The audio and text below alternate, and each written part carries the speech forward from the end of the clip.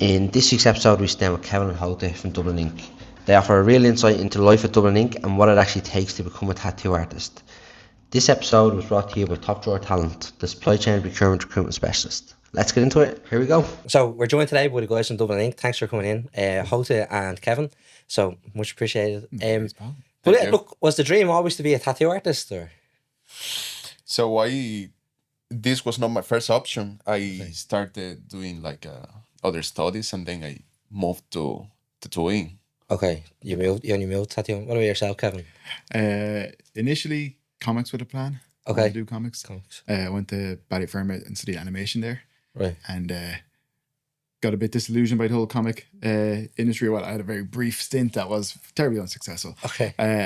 But no, then I kind of just last year in college kind of geared my portfolio more towards tattoo art and that kind of thing. Right. And then after that, got an apprenticeship. Yeah. Right. So, but would it have been on the horizon like when you were like younger, like in school, or no? I was interested in tattoos for sure, you know. Yeah. My older brother started getting them and he was buying tattoo magazines and that stuff was really cool to me. I think Miami Ink was also kind of started coming out around that time. So that was kind of a interesting perspective into the industry and all that kind of stuff, you know. But I always liked tattoo art. Yeah. Yeah. I wasn't into tattooing when I was younger. I was into art, into drawing. And then everything comes. Yeah, so being interested in art kind of propelled you then to kind of having a full-time job in tattoos. Absolutely. Okay. And you tried in Spain to be a tattoo artist, did you? Yes. I'd say, was it very different to kind of the industry in Ireland? Or is it Yes, it's very, very different. It's way more complicated to grow as an artist in Spain than in Ireland. And the industry is super different. Like you can do almost every style here in Ireland. It's easy to sell other styles. In Spain, it's very famous. It's very easy to sell the realism. If you don't do realism, it's gonna be like a hard way for you to grow a little bit in the beginning, at least. Yeah. And you know, I always considered myself an artist, so I always like to draw and to think about proportion and all that. And how did you get on in school, Kevin? Like, was it like were you like academic or? No, I wouldn't have been particularly academic. I probably would have put in the bare minimum, you know, enough to get by, keep people off my back, you know. But no, school, like I had like kind of some definitely encouraging teachers and all that kind of stuff. Definitely had some like obviously good experiences in school and all that kind of stuff. And I didn't do art for the first couple of years in school. Right. Okay. I didn't do art for 3 years. Right. It was literally down to a scheduling difficulties in first year. For sure. Okay. Yeah. But would you be an artistic like from? Oh yeah, I wanted to do art. I just the timetable just didn't allow me to do whatever subjects I wanted, and art got the boot. But yeah, I drew constantly and stuff. And then I think in third year I was drawing an English class or something, and my teacher kind of scolded me for it. She said save it for art class, and I kind of, defiantly said, well, I don't do art class. And then she was shocked. And that was thanks to her now that she got me into art class the following year. So she moved you in. Okay, that's good. And did you make it all the way then to Leaving Cert or? Yeah. I finished secondary school and did 5 years in college of art. So you done art in college? Yeah. Okay. Yeah. Okay, what about yourself? Did you, like, I don't know what the academic syllabus is in Spain, but like, would you have done like the equivalent of like your Leaving Cert or your high school diploma? I did high school and then I did like something like a level 6 certificate in Ireland, back in Spain, but about sports science. Sports science? Nothing to do with art. So were you like big into sports then, or like kind of? Yeah. Back in the day, but not anymore. And then I just moved. I didn't like it, and then I started thinking, what else can I do properly? And then it just moved to art. So nothing to do with art. Yeah. Okay. And then what about your first job then in like a tattoo parlor? Like how did you get that first job? Was it like as a tattoo artist? Yeah. Asking different shops. Okay. And then one of them took me as a junior, gave you a chance. Gave me a chance. Did you have like a portfolio or like a project book kind of built up? Yeah, so like a portfolio, like a very, very basic portfolio of, free tattoos that I gave to some of my friends, family members and all that. But yeah, I needed a portfolio. Yeah. So you would have been practicing on your friends before you even went to the shop? Yeah. Okay. Yeah. I wasn't. No? I was a good boy, No. Not you? No. Did you do an apprenticeship? I did an apprenticeship, yeah. But no, when I finished college, Right. I was just finishing, and I had my brother wanted to get tattooed in Dublin Ink at the time. I think Yeah. they weren't long open, and kind of he told me what he wanted, so I did up a design for him. And then when he went to the shop, the lads were just like, "Oh wow, where did you get that from?" You know, and he was like, Yeah. "Oh, it's my brother, and he actually wants to get into tattooing." You know, so they called me down to have a chat with them and stuff, and then I did a few more drawings for them, and then I got the apprenticeship. Okay. So that was it. Went straight into it then. Yeah, straight out of college into it. Right. And so you weren't like practicing on like pigskin or anything No, before you went down? no, just our portfolio. Yeah, Right. yeah. Okay, yeah. class. How long does it take then to get through the apprenticeship phase in Ireland? Like, is it an actual official apprenticeship, or is it just go into No, it's shop and it's just dictated by whoever owns the shop. Essentially, every shop is different. You know, there's no one or clear path, unfortunately, to tattooing in a sense. You know, there's Yeah. no structure to it. Every shop is different. Some shops could have you tattooing from day one. You might not tattoo in some shops for 2 years. You Right, know, okay. yeah. And when someone goes in like on their first day in a tattoo parlor, like what are they typically doing? You know, Cleaning. Cleaning Yeah. all the Okay. time. Yeah. and learn. Is there different like color grades or like things they have to learn or codes for colors? No, nothing like that necessarily. No, you have to learn obviously a lot of hygiene, about cross contamination, bloodborne pathogens, all that kind of stuff. So you have to learn, you know, basically just like hygiene and health and all that kind of stuff. Yeah, that's the health and most safety. important thing. Yeah. Yeah. Would there be like? I know like I've seen some horror stories, right, of tattoos gone wrong. But like, would that happen regularly in Ireland? Like, because hygiene would probably be the standard, would probably be a bit higher, would it? That's down to the individual, to be honest. You know what I Okay. mean? It's not like there's no kind of like say hard regulation in Yeah. Ireland when it comes to tattooing and things like that. Right. So you know, do your due diligence. If you are looking for apprenticeship, look into good shops. Like, Okay. and you know the difference. You know. Yeah. Yeah. And in terms of like tattooing, right? Did you tattoo yourself at all at any stage? I've never tattooed myself. Have Me you? neither. No, No, no, me no. It's some people would say like kind of, you know, like it's like how you start or whatever. But I went to art college, so I had Right. loads of friends that were broke and wanted tattoos. Okay. So it was a great time for me to practice. Right. Yeah. Would you been practicing in college then or after? No. Just when I got my Yeah, apprenticeship just and when you stuff, and when I got the okay go to do it, you know, Mm. because like, you know, initially when you be kind of learning this stuff, at least in my experience, I would have had people like more experienced artists kind of standing over me, watching me doing it, guiding me through it or whatever, you know, Okay. to a degree. But kind of, yeah, no, I never had to tattoo myself. Just my unfortunate friends. Did you ever make any mistakes on your first tattoo or like any like? No, my first Drastic tattoo, mistakes. but during our career, we Yeah. did many mistakes. Yeah. For sure. Yeah. For sure. Yeah. How do you fix a mistake though as a tattoo artist, right? Because like it's permanent. Well, you don't. Yeah, you yeah. don't. Yeah. You learn to Right. see the beauty in the mistakes. For sure. That's it. Yeah. The But imperfections. No, to be honest, like, look, tattoo artists make mistakes all the time, all day, every day. You'll never see them. You know what I mean? Like, Okay. now there's obviously ones that would be spelling mistakes and things. That happens, you know. Yeah. But kind of for the most part, no. Like, kind of like, you know, well, it's a handmade thing by humans on humans. You know what I Yeah. mean? Like, kind of, it's not going to be perfect. Right. Yeah. Yeah, I've seen like disasters where like people have got like their name translated in Arabic on they've just translated on Word and they haven't actually checked the translation on Google or whatever. Yeah. Does that ever happen? Has that ever happened to you guys or? I don't go near anything. I don't translate anything. People come into Right. me and they ask for like, oh, I want to get this in this language. And it's just like, okay, cool. Well, I never learned that language, so you know, Yeah. it's on you. You Exactly. go find it. Yeah, So it's on you. It was, yeah, exactly. Yeah. I think I had a friend before and he just thought it was his name in Arabic and it was like arsehole or something. Yeah. I've seen some rogue Yeah. ones. Yeah. Absolute disaster. Yeah. But if again, right, so what if you were taking on like a new apprentice into the shop, right? Like what kind of interview process would you put them through? Like what are you asking them and what are you checking? oh, first the portfolio, right? Okay. Like we gotta see how involved are them into their art Yeah.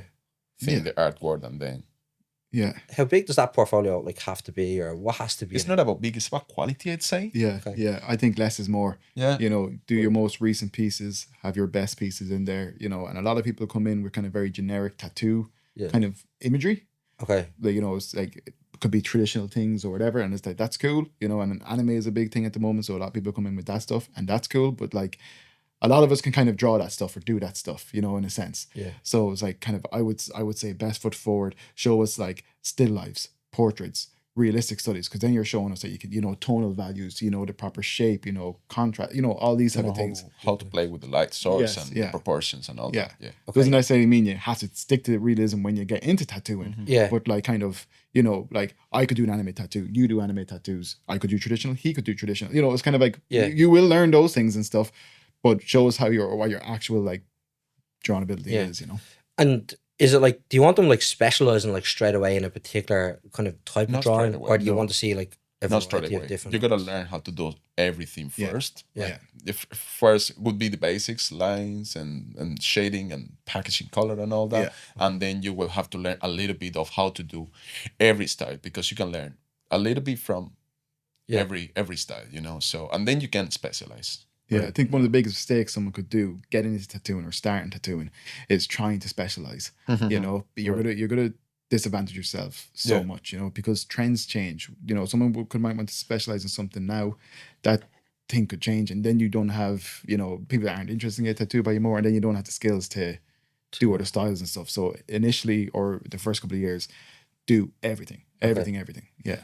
And if you're like just starting out, like what kind of hours are you doing like in the shop? Is it like Monday to Friday, 9 to 5? Are you working 6 days a week, 7 days a week? Are you working late into the evenings? Like what's going to happen in there? Again, every shop is different. Apprenticeships are different. What about Dublin Ink like specifically? Well, when I started my apprenticeship, the owner of the studio, now Norbert Lads, he didn't own it. It was owned by other people. Yeah. And I did 2 years with no days off. Right. Yeah, unpaid. Jeez. So yeah. Oh. Yeah, thanks, mommy and daddy. But yeah. Did you have to like work outside then as well? Or I did, were you not able to? I did a because few of bits and something? bobs and all that kind of stuff. Right. Yeah, but no, I think I didn't have a day off for the first something like 13 months. Then I had to go to a funeral, and then I worked for another like 8 months or something without a day off. Jeez. Yeah, and then I got like, I think it was a half day or 1 day and stuff. This was long ago. Yeah. Didn't you get like burnt off? Like, Yeah, I'm still burnt out. Still But, burnt I'm still Exactly. recovering. But no, like we have an apprentice with us now, or a junior artist now. But no, he gets 2 days off. He gets paid. He's looked after. It was this that shop's mentality at the time was different. Okay. The owner now has a different mentality for these things. yeah, the industry changed a lot. Yeah, it's changed a lot. Yeah, for the better. Yeah. Swinging all the way right back to your very first job. Like, what was your very first job when, like, before you even became a tattoo artist? I was 16 years old in a porter in the Hudson Bay Hotel in Athlone. Porter. Yeah. Okay. Hudson Bay. I was a waiter in my parents' restaurant. Yeah. Your parents' restaurant. Hospitality, Hospitality, yeah. Did that help, like, with the people side of it, like, then coming in? Because, like, Yeah, you're... absolutely. Yeah, Yeah, 100%. absolutely. Yeah. Yeah, because we have to talk a lot with different people every day. Yeah. we gotta learn a little bit of, how can I say this, like Customer service.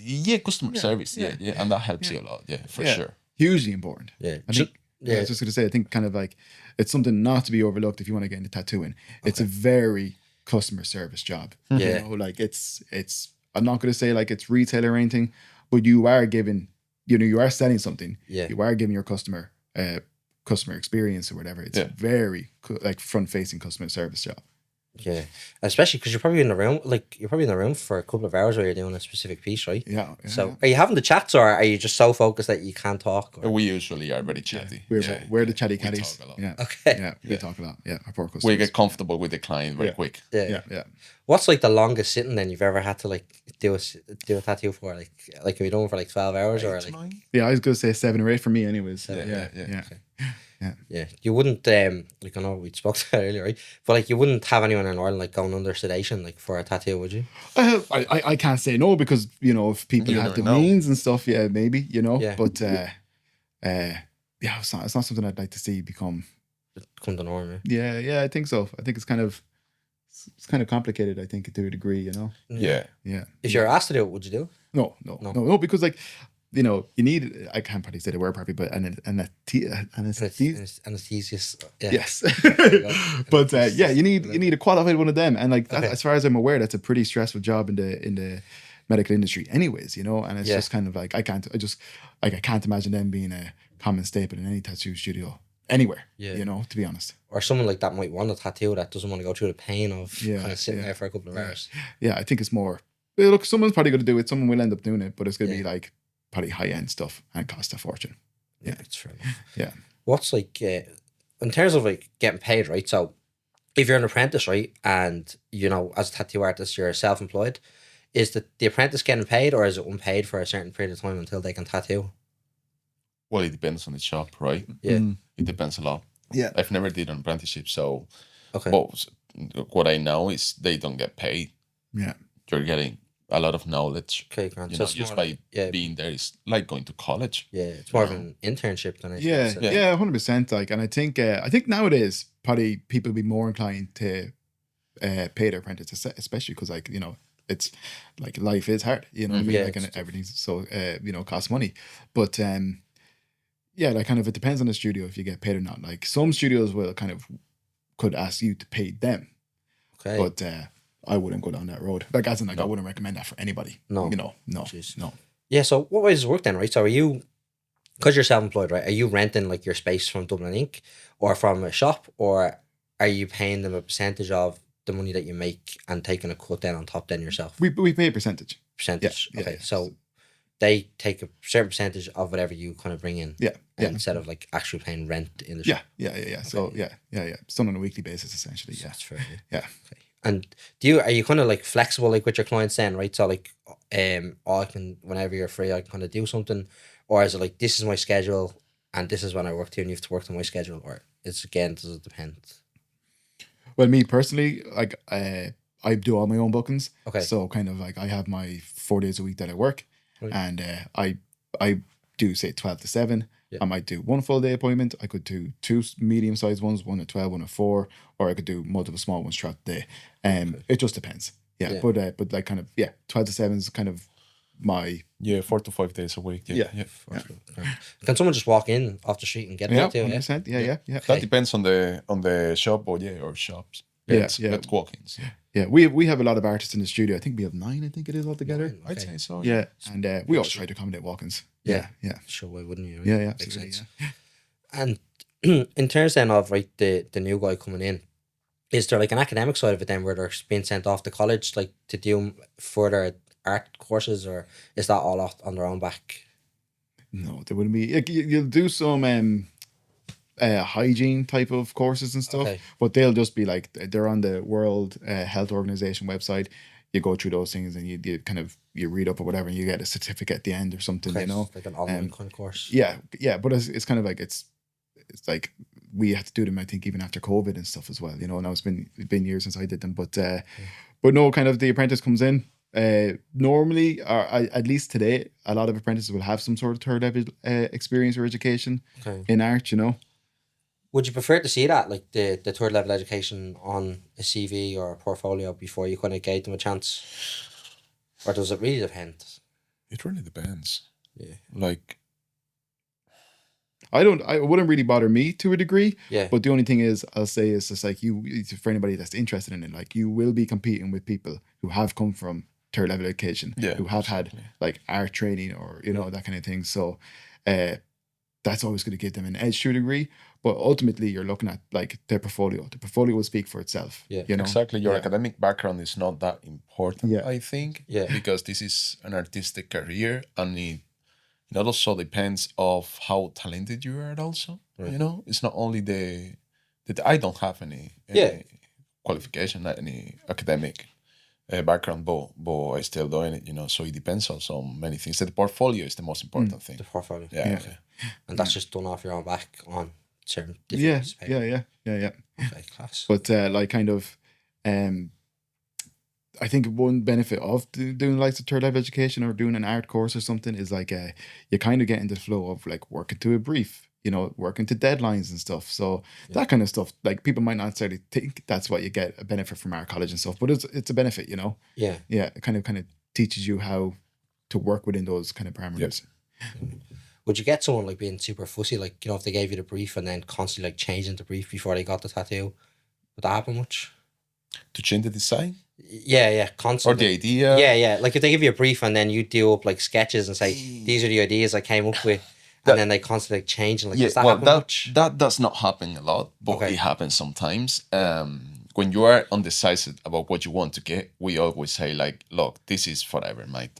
Like, get yourself like a good idea of what you want to get first, and then you can come to us. If you are all the time changing, like, what about if you get the tattoo and in 2 weeks you are like, I would love to have changed this now.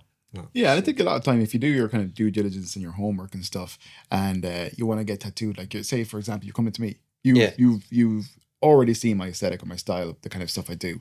So I assume that if you're getting a tattoo from me, that's what you want, you know? Yeah, exactly. So if you ask me for, you know, a Marilyn Monroe portrait and I do it in my way, like kind of, I assume you signed up for that already, essentially. Yeah. You know? Now, kind of, I always tell customers, you can come in, you'll see the design on the day, we'll have plenty of time to change. And I have no problem changing stuff because ultimately it is going on them forever. So they have to be happy, you know, and it's easier to change it now than after. If someone is thinking about getting a tattoo for the first time, first tattoo. Yeah. Recommendations. Recommendations, right? Like, what advice would you give them before they kind of come into the studio or book the appointment? Eat well that morning, dress well that night, and then probably moisturize the placement you want to get the tattoo in for a week in advance. Okay. And just come with maybe some snacks and something to chill and to focus on that, like a showing in the cell phone or whatever. Yeah, and I'd recommend anybody to kind of, you know, have a look around, like look at kind of studios, go onto their pages. If it's a particular artist you like,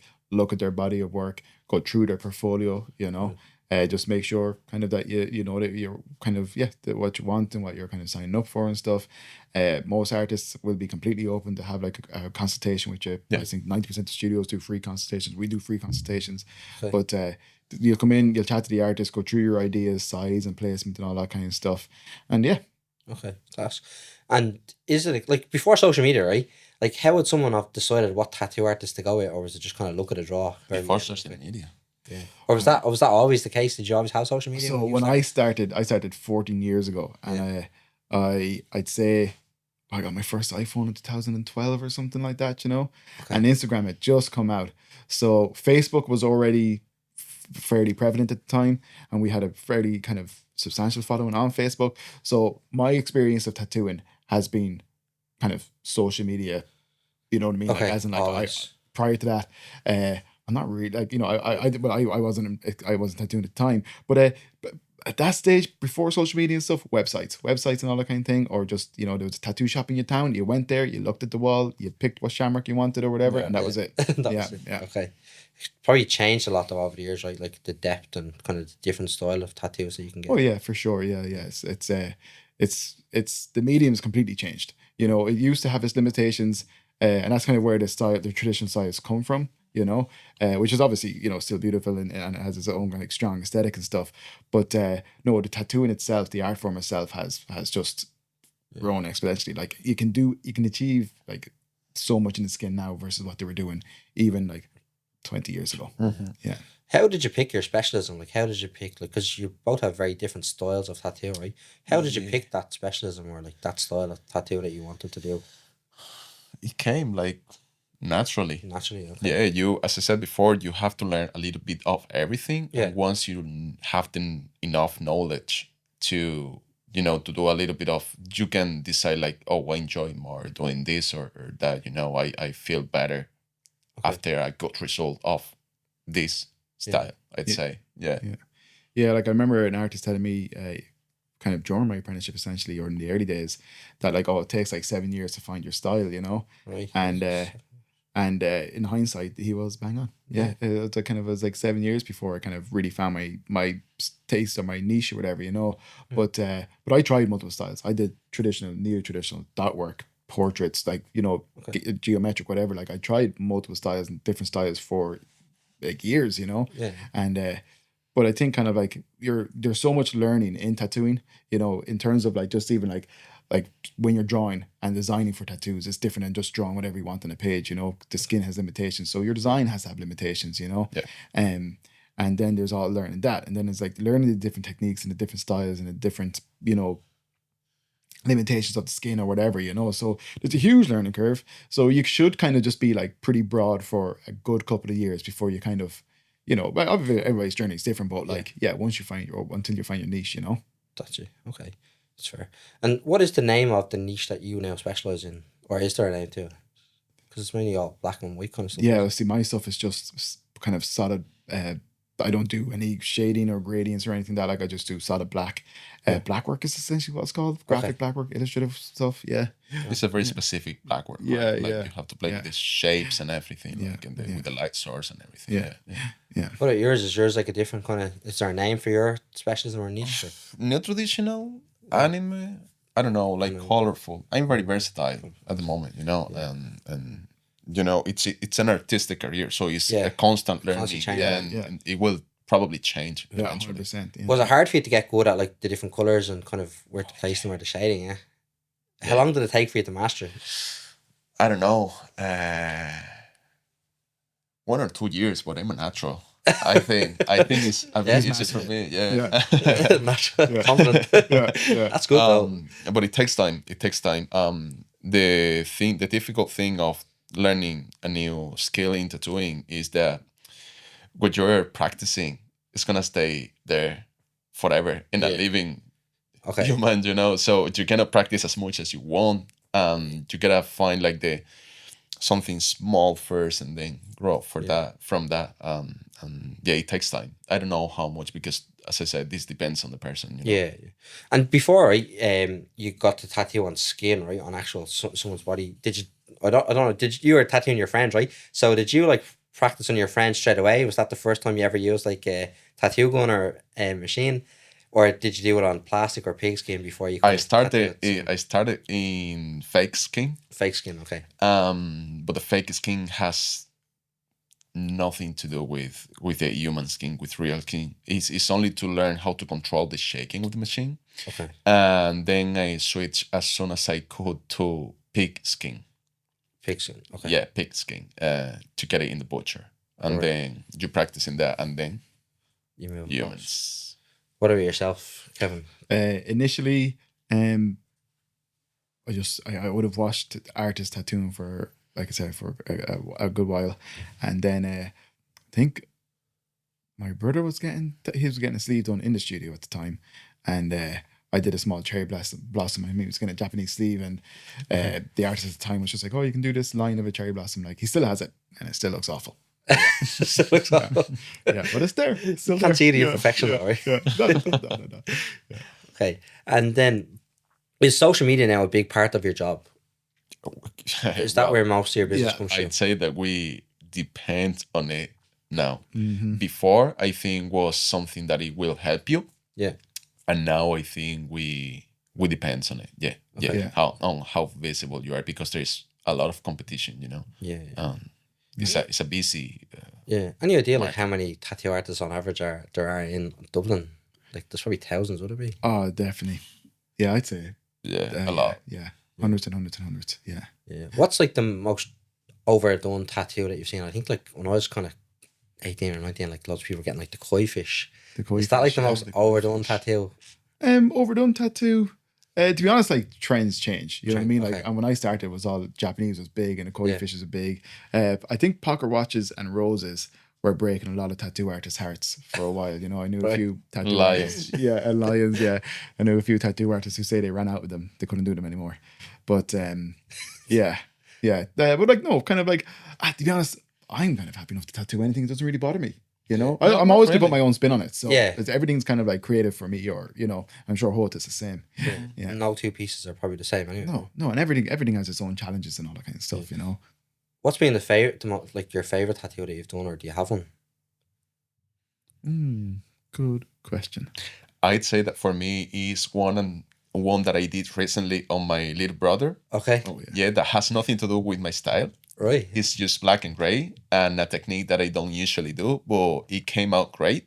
But I don't know, I think it's also because of on who I did it, if you get me. Yeah. Right? Okay, yeah. So you had a bit more like kind of freedom. Exactly. Yeah, exactly. Okay. He gave me like a super cool idea that I love, and then we did it completely different to my style, but that's my favorite one so far. Do you have a favorite?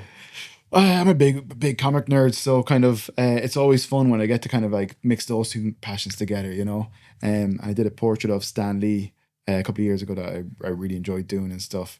But to be honest, kind of like I'm always happy if I get to do some kind of like I did it Hellboy would be one of my favorite books, and I did a few Mike Mignola inspired pieces. He's the creator and artist of Hellboy, so that's kind of you know, a moment where it's just like, oh cool, kind of things are coming together and it's fun, you know. Yeah. When did you do that tattoo? Would it have been recently or like years ago? Did that one probably a couple of years ago, I'd say. But and I did another one before Christmas of, again, one of my favorite books and stuff. And that was a big, huge piece. So like that was a lot of fun, you know. I get to kind of, again, take stuff that I love, bring it into the job, and yeah. Is there like books like, or tattoo artists that have written books or like published their portfolios, and kind of that's where you're kind of drawing inspiration from, or is it just like everyday things? Oh, I wouldn't necessarily be particularly inspired by tattoo art. Okay. Not in a kind of a bad way, but it's just like kind of all my inspiration comes from like everything else. If it's nature, if it's pop culture, whatever. Yeah. I wouldn't like. I say there was. I'm sorry, it didn't same as your career, but there was a moment where I would have looked at a lot more tattoo art, consumed a lot more tattoo art. A lot of the artists I would have been following on Instagram would have been tattooers and all that kind of stuff, you know. But no, not kind of like in the last, I'd say, 7 or 8 years, that has definitely shifted, and I look more outside of tattooing for inspiration. Okay. What about yourself? Could you ask again, please? Okay. Is there any like books or tattoo artists that you've taken inspiration from for your style? No. As he said, like we have like inspiration from everything, you know. It depends on what you like. I like anime. I like video games. So I take inspirations like mostly from those things, but it can come from everywhere. Also, like when you're a beginner in tattoo art, so like taste evolves a lot, right? So in the beginning, you can take as a reference everything, because almost everyone is in the tattoo industry. I mean, like the tattooers, almost everyone is better than you. So you can take everyone, all your mates as a reference. But you know, you get better, and then everything gets smaller, and then you can have like different tattoo artists. But it's not only from other people in the industry; it's also from, you know, nature or. Would there ever be like a tattoo artist that isn't or doesn't have any tattoos themselves? I know 1 or 2 guys that would have like one small one and stuff, you know, and have been tattooing for probably over 20 years and stuff. Oh, really? Yeah. It's rare, but yeah. You know some as well? Yeah, I know someone. Would that be like the same thing as like don't trust the skinny chef kind I of was thing? going to say that, yeah. Don't get in a ring with a good-looking boxer, as they say. But yeah. Well, like, look, kind of like, I think they have to believe in the product. Yeah. You know what I mean? Like, I think there's a certain thing to that. If you expect people to commit to it, you need to commit to it. Right. That's what I feel about it. I only look at the portfolio. If I like what you do, like how you do it, it's you know, none of my business. You do it on myself, and that's it. Okay. That's what I'm buying. Yeah, fair. Is it a group decision then on who comes into the shop and who's going to be the apprentice, or is it just kind of, if the tattoo artist that they're going to be working alongside likes them, they have the chance? No, it wouldn't. The Dublin Ink is owned. Has Norbert as the owner, and he would make those decisions essentially. Yeah. Okay. Yeah. Nice. And the shop floor, right? It's quite busy, right? Because it's not like you're not in like individual rooms. It's everyone's out in the open. Is it hard to concentrate and use the gun at the same time? Or what is it called? Is it called a gun? Is it called a tattoo machine? We call it a machine. Machine. Yeah. No, it's not hard to concentrate at all. We're so used to that environment. Yeah. That's it. That's it. We're used to it. It depends on the person. We get comfortable with the client, as I said, like very quick, and then you're like just here, right? Yeah. And we are like, well, it depends on the person. Yeah, and like we'll even like kind of like, you know, Jota tattoos beside me, and another one of the lads, Adam, tattoos across from Jota, and like we'll have like conversations just going between us and our clients and customers. We talking to each other and everything, you know. But no, it's not hard to concentrate at all. We do conventions as well, and conventions are really hectic. Yeah. So kind of like if you can tattoo kind of a convention, you can tattoo essentially anywhere, I'd say. Yeah. Where would you find like a tattoo convention? Like, are they in Dublin, or do you travel to the US? Or? Everywhere. They're everywhere. They're in every town in Ireland, I say, at this stage. Really? Yeah, they're huge. How often like would you be going to a convention? Or? I used to do 3 or 4 a year. I used to travel around Europe doing them, but I'm old now, so I only do 1 a year. Yeah. It's okay. Yeah. Is there one specific that you do, or Dublin. The Dublin Dublin Tattoo Convention. Yeah. Where does that be, in the RDS somewhere? RDS, yeah. Okay. Yeah. Every kind of late September, early October-ish, around then. Right. Yeah. It's a good show. Yeah. The 2 guys who've taken over it have put a lot of work into it in recent years, and it's like it's really elevated. Yeah, it's good. Yeah. Oh, class. And look, anyone that's looking to be a tattoo artist now, right? Like, what kind of advice would you give them before they kind of consider that seriously as a career option? Draw. Yeah. Draw. Your That life- would be the main recommendation. Draw. Your career and your life would be much easier Yeah. if you really hammer those fundamentals in. If you draw, and like, drawing is very accessible for a lot of people. You don't need an iPad. You just need paper and pencil. pens. Yeah. And that's it. Yeah, and it's like drawing. It's because it's all about drawing. Tattooing is just another medium. Yeah. But if you can draw something that works on the page that will work in the skin, but it's fundamentally what would work on that page. Exactly. Draw, Tattooing draw. is a technique. Yeah, You know, you can master it, but you need the basics from art, from drawing or painting. You need proportions, and you need to know a little bit of anatomy, how the muscles flow and everything. Composition and Compositions, everything. and Yeah, the light sources. That's super important. Yeah, it's like- many Okay, things. so you're taking into consideration like the way the shape of the muscle and how the tissues of the Absolutely, muscle flow. absolutely. You can do a masterpiece tattoo in this part of the leg, and then it doesn't fit the flow of this part of the leg, and it will look bad. Oh, Yeah. okay. If you think of like a picture as a frame, yeah, and if you were kind of to get your photograph and put that up in the crop it and top right, it's not going to sit there. The picture has to sit within that frame in the best kind of composition, best possible way. So every time you're doing a tattoo, you're essentially like framing the area. right, okay. And it's the transition then from like drawing with a pencil to the machine. Is that difference hard, or does it take is that like a whole new technique that takes a long time It's to a master? whole new technique. Yeah, it's a another whole medium. new technique. Yeah. It's kind of, it'd be like kind of like, you're used to using charcoal, you're doing charcoal light drawings or something, and then someone gives you spray paint and tells you to paint that wall there, do something on that wall. It's a different medium, Yeah.